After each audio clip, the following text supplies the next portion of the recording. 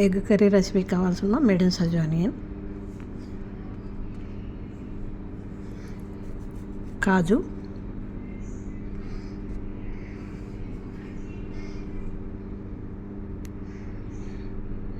Simple recipe.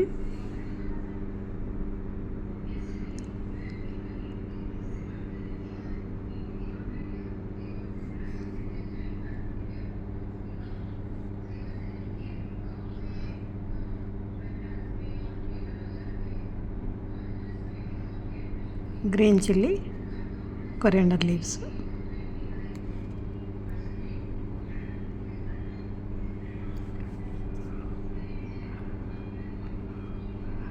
Two teaspoon yogurt. ఇవి వేసి mixie కొట్టుకోవాలి, అంతే. Simple recipe. ఇప్పుడు మనం ఇలైచీ, లవంగ్, సిన్నమను, జీరా వేసి ఫ్రై అయిన తర్వాత ఆనియన్ ఫ్రై చేసుకొని హాఫ్ టీ స్పూన్ చక్కెర కూడా వేసుకోవాలి.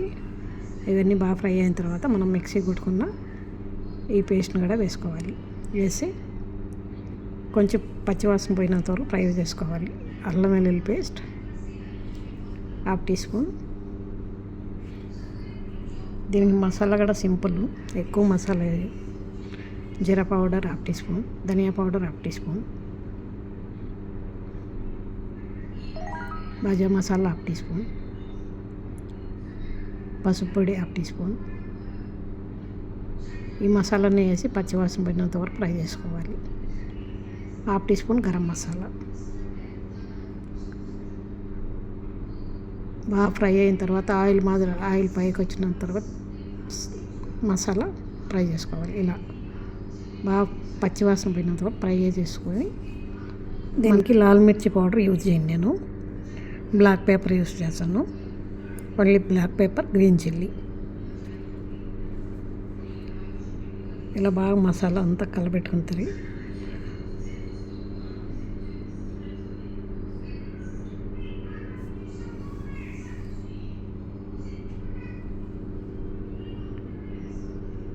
ఒక 2-3 నిమిషాలు ఉడికిన తర్వాత బ్లాక్ పేపర్ వేసుకోవాలి.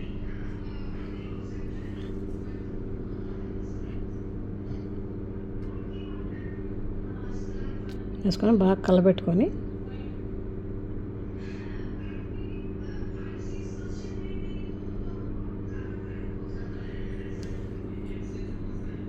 ఇలా బాయిల్ అయిన తర్వాత ఎగ్ బగలు కొట్టేసుకోవాలి.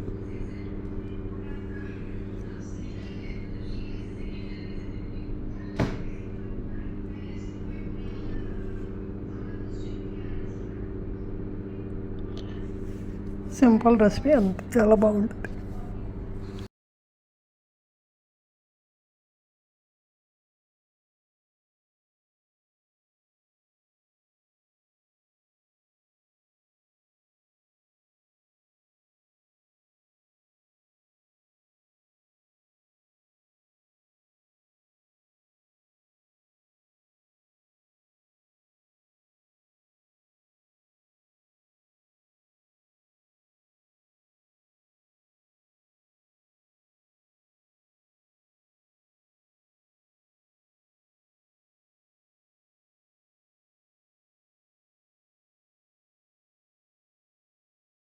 చపాతీ పిండి ఎప్పుడైనా మనం పిసుకోవాలంటే ఇలా కొద్దిగా పాలు వేసుకొని గోరువెచ్చని నీళ్ళు వేసుకున్నామంటే చపాతీ పిండి మెత్తగా, మృదువుగా, సాఫ్ట్గా ఉంటాయి చపాతీలు.